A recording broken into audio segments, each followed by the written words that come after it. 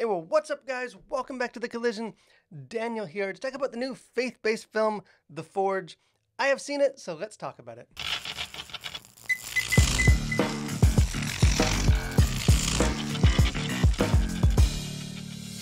The current golden age of faith-based entertainment owes much to the Kendrick brothers.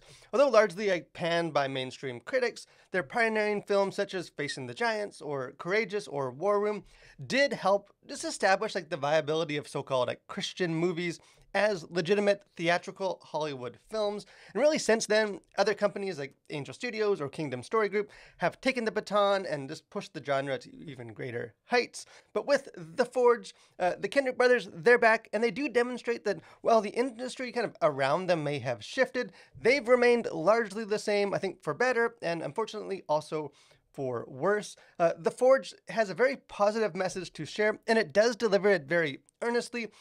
Sadly, it just struggles to find any cinematic ways to do so that doesn't just feel like a Sunday school lesson or a very high-budget church skit. And I'll admit that films like The Forge are just notoriously difficult to review because they really aren't like any other films that are in Hollywood. In fact, I'm not even entirely sure that this is, in fact, a film. I think like a public speaker that kind of utilizes a PowerPoint presentation in order to appeal to the visual sensibilities of the audience, but then just only includes bullet point text on the slides.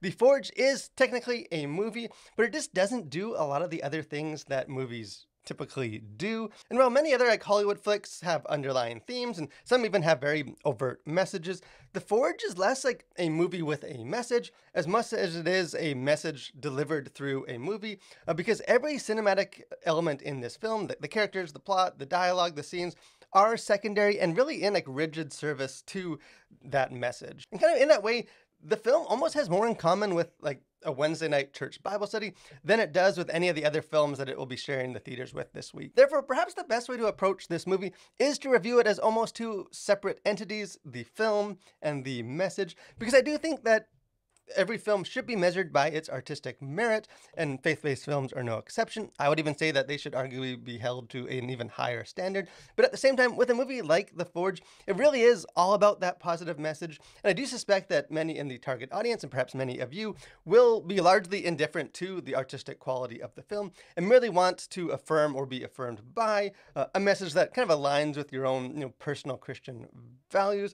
So again, we'll get into some of the messages, but hey, let's start with the film itself. And I don't want to be overly negative or cynical or grumpy. I'm always cheering for movies like this, but I won't sugarcoat it, that kind of setting aside that edifying and I think agreeable nature of the message. Hey, I'm very pro-Jesus, I'm very pro-discipleship. The Forge is just really subpar by every standard metric. And it's a movie that feels fashioned by pastors with a love for preaching rather than storytellers with a love or respect for cinema as an artistic medium. This is very much like film as a tool rather than film as an art form. And there's a really mostly outgrown stereotype that faith-based films are merely gospel tracks in disguise. But the Kendrick brothers, they heard that critique and they said, hey, hold my Welch's grape juice, because The Forge is essentially a gospel track without the disguise. In fact, there's even a scene in this film in which a character picks up a literal gospel track and proceeds to read it out loud, presumably for the benefit of the audience. And that kind of fourth wall breaking is really apparent in almost every scene in this,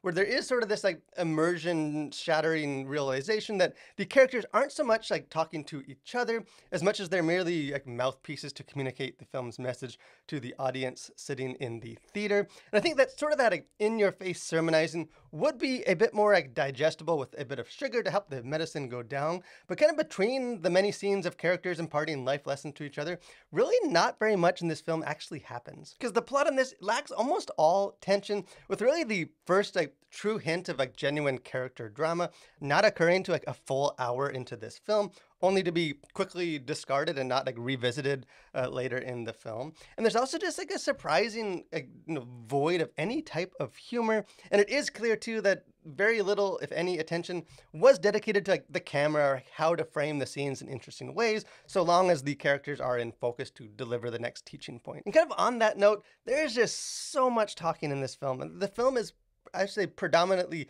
dialogue driven, frequently accompanied by tears and swelling music, rather than communicating anything like visually or through the character's actions, and even sort of using prayer as like a convenient gimmick to turn what would otherwise be sort of silent moments of eternal struggle into just one more scene of sort of expositional monologue. But hey, for all this film's shortcomings, and there are many, it is not without any positives. I will say, to its credit, I do think that The Forge succeeds in being exactly the type of movie that it sets out to be. And I do think that audiences with a kind of taste for this particular flavor of faith-based storytelling will likely leave the theater with full bellies. I think kind of for viewers that just want to see Jesus and Christian values sort of unambiguously and unapologetically declared from the movie screen, I think the Kendrick brothers definitely have you covered. And while The Forge may be more of like a message than it is a film, it is an important message, and although it doesn't exclude sort of the obligatory Christian conversion moment in the film, I think what sets this movie apart from maybe some of the other faith-based storytelling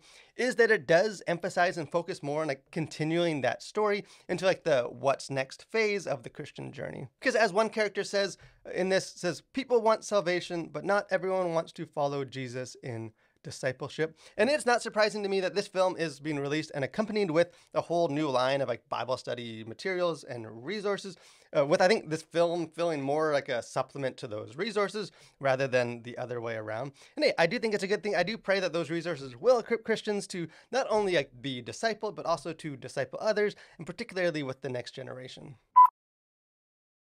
As far as content to consider, things going on the surface of this, I think one of the drawing points, selling points for a film like this is that the section of this review is empty. There's nothing here. There's no language, there's no violence, and there's no sexuality. As far as themes, worldview, things going on beneath the surface of this film, well, there's nothing going on beneath the surface of this film, but there is no shortage of, messages and teaching points. And although the film does seem to not always be focused and does offer, I guess, scattershot of just Christian teaching topics of forgiveness and prayer and salvation and responsibility and evangelism, the central focus that does very clearly, I think, rise to the top is on the importance of Christian discipleship. And the film attempts to provide a model for discipleship that is kind of an intentionally multi-generational structure that kind of, spawns further discipleship, where those being discipled are eventually equipped to go and then themselves make disciples. And as one character says in this, there's a cost to discipleship, and the speaker sort of applies that by giving up his love for golf, where the young adult that he is discipling does so by surrendering his love for video games. And the film attempts to show that what you gain by following Jesus, which is peace and purpose, is far more satisfying than the earthly things that you surrender. And I do think that this is a film that does provide a template for viewers to go out and find their own forge groups of multi-generational men, and presumably also women, that can fellowship together and carry one another's burdens. It's obviously a very edifying message, and hey, I don't want to be overly negative or cynical, but at the same time, there is at least one aspect to the way that message is presented that just sort of rubbed me the wrong way. Again, no offense at all towards any of you baby boomers out there, but there's this kind of a sort of like a boomer fantasy about the film's perspective on the next generation. It's a film that does paint kind of today's young adults with very broad brushstrokes of almost condescending cliches of them being just a bunch of apathetic, kind of lazy drifters wasting their time with trivial things like video games, and just in desperate need of a stern talking to by the older generations in order to force them to grow up. I think, hey, growing up is important, and I think guidance is also needed. But with The Forge, it always feels like it's more talking to young adults rather than talking with them. And the main character's kind of character arc in this film is essentially just to become a good boomer with little time for his passions or his friends, as his life becomes kind of a routine of going to church and working long hours. I think he definitely becomes more responsible throughout the film, but he also loses most of his own unique personality along the way. I think kind of intentionally or not, it really comes across more as a call to conformity that doesn't meet young adults where they are, or acknowledge the complexity of the lives that they live, or just the uniqueness of the value they have to offer. It kind of reminded me back when I was growing up of an older lady that used to volunteer in my youth group, not out of a love for teenagers, but merely a desire to straighten them out. So in the end, the Kendrick brothers have a worthy sermon to share with Christian audiences.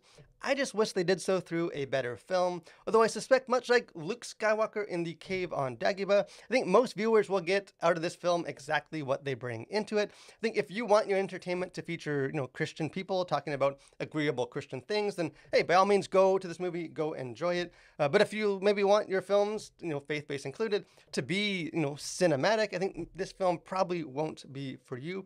I do think there is a place still for sort of that preach to the choir brand of films that the Kendrick brothers make. But to me, The Forge just feels like a big missed opportunity. I think there's so much more potential in the power of cinema than merely providing Christians with one more Bible study to attend. But hey, let me know what you think. If you, had a more positive experience with this film, or hey, if you felt, similar to me, that it was more of a message than it was an engaging story. Don't be shy, be respectful, but jump into the comment section. Let's have a conversation about this. If you're done to encourage you guys, subscribe to the channel, become a collider, get lots of other movie reviews, and we got our faith and pop culture podcast and interviews and just other fun stuff. Would love to have you be a part of that. Most of all, guys, thank you for watching. Stay safe and continue to collider through a world for Christ.